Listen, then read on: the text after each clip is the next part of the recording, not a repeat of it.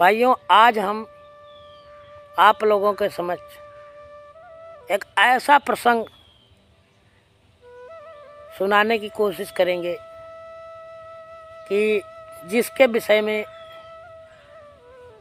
लोगों ने विचार तो किया, लेकिन बात को समझने में असमर्थ रहे कि आज समाज में सब कुछ नापने के लिए, कि जैसे दूध नापना है,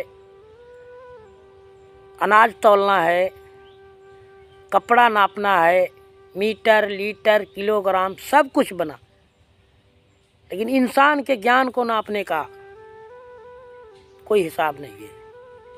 जितने भी प्राणी हैं सब ज्ञानी हैं और ये पता नहीं लगता है किसको कितना ज्ञान है।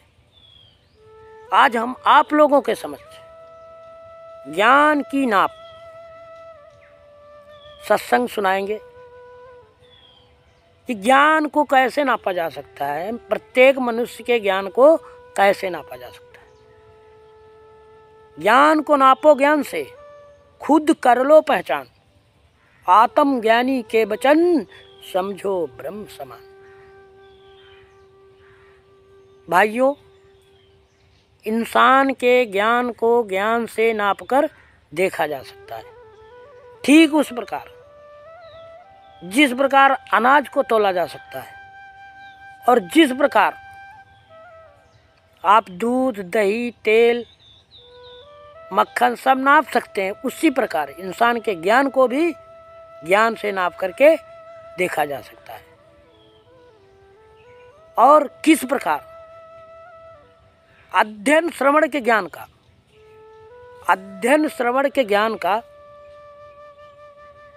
करे जगत गुणगान,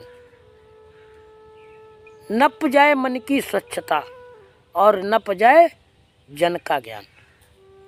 विचार करें, अध्ययन श्रवण, अध्ययन का मतलब हुआ पढ़ा हुआ, और श्रवण का अर्थ होता है सुना हुआ। संसार में ज्ञान का गुणगान तो सब कर रहे हैं, अध्ययन श्रवण के ज्ञान का करे जगत गुणगान।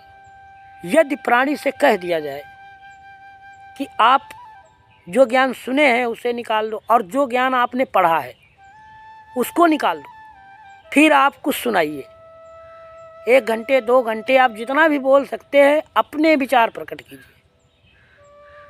तो ये पता चल जाएगा कि उस व्यक्ति को कहाँ तक का ज्ञान है। फिर वो ही प्राणी सुना सकता है और उतना ही अच्छा सुना सकता है जितना अच्छा उसका मन है। शरीर तो सबका रंगा हुआ है, लेकिन ये पता नहीं चल रहा है कि मन किसका रंगा है और किसका नहीं रंगा है। असली सोना है वही चमक जो खुद की होए, पीतल पर पानी चढ़ा और कनक बतावे सोए। विचार करें मेरे भाइयों, असली सोना वही होता है जिसकी चमक अंदर से होती है। पीतल के ऊपर कितना भी पानी चढ़ा दिया जाए, लेकिन वो अंदर तक सोना नहीं बन पाता है। और फिर इंसान उतना ही अच्छा बोल सकता है जितना अच्छा उसका अपना मन है, और इंसान का ज्ञान और उसके मन की स्वच्छता समाज में उजागर हो जाती है। सबको पता चल जाएगा किसको कितना ज्ञान है। और ज्ञान के विषय में तो हम आप लोगों को बता चुके हैं कि आत्मज्ञान ईश्वर की देन होता है, और वो कैसे मिलता है। परमात्मा की असीमित भक्ति करने पर ही उसे प्राप्त किया जा सकता है। और जो ज्ञान जिस प्राणी ने पाने की इच्छा रखी उसको वो ज्ञान परमात्मा प्रदान करता है, क्योंकि हर एक प्राणी का अपने मन का एक अलग क्षेत्र होता है। कोई तो नौकरी करना चाहता है, तो कोई सिद्धि पुरुष बनना चाहता है, कोई संत बनना चाहता है, कोई महंत बनना चाहता है, लेकिन जिस प्राणी ने ज्ञान मांगने की कोशिश करता है तो उसको परमात्मा वर्तमान समय में भी ज्ञान प्रदान करता है।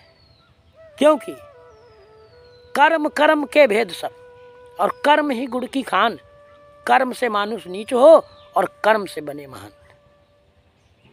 इंसान इस दुनिया में अपने कर्मों के आधार पर ही उसे फल मिलता है, कि सब कर्मों का ही परिणाम है।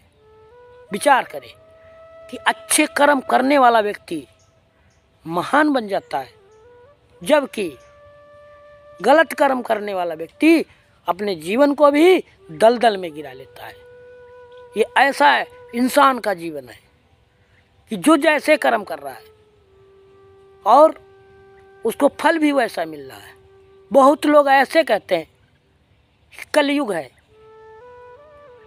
वक्त जिसने गंवाया है और कर्म खोटे कमाने में, नाम वो ही डुबाते हैं आज युग का जमाने में। विचार करें कि जिस प्राणी ने अपने मनुष्य जीवन के अनमोल समय को बुरे कर्मों में व्यतीत किया है, परमात्मा की तरफ ध्यान नहीं दिया, आज वो ही युग के नाम को बदनाम कर रहे हैं और अपने कर्मों की तरफ वो दृष्टि नहीं बढ़ा रहे हैं कि हमने कौन सा कर्म किया है जिसका परिणाम आज हमको ऐसा मिल रहा है। और इंसान जब खुद खोजो खुद में मिले, विचार करो, खुद खोजो खुद में मिले और खुदा उसी का नाम, खुद से बाहर खोजकर पाओ नहीं मुकाम। वो परमात्मा, वो पार ब्रह्म, वो खुदा, वो अल्लाह, वो गॉड, यीशु, सब खुद अपने अंदर ही विराजमान है। उसको इंसान खुद खोज करके पा सकता है। और खुद से बाहर खोजने वाला प्राणी अपने जीवन के अनमोल समय को व्यर्थ में नष्ट करता है और वो परमात्मा को भी पाने में असफल हो जाता है। क्योंकि विचार करें कि जब परमात्मा ने आपको आंखें दी, हाथ दिए, आप भोजन करते हो, आपके सामने जब भोजन आता है तो सबसे पहले तो आंखों से ही उसका निरीक्षण होता है कि भोजन ठीक है। फिर हाथ से आपने परखा, फिर उसको जब आप मुंह में ले गए तो दांतों ने भी उसे चेक किया। अगर कोई कंकड़ पत्थर है तो उसको वो तुरंत निकाल देंगे। फिर आपने उस भोजन को ग्रहण किया अपने शरीर में तो सिर्फ इस गले तक ही आपको स्वाद लगा, फिर गले से नीचे उतर जाने पर भोजन का भी स्वाद समाप्त हो जाता है। इसी के साथ हम अपनी वाणी को विराम देते हैं। धन्यवाद। हमारे चैनल के साथ सब लोग जुड़े, सब्सक्राइब करें, शेयर करें, लाइक करें।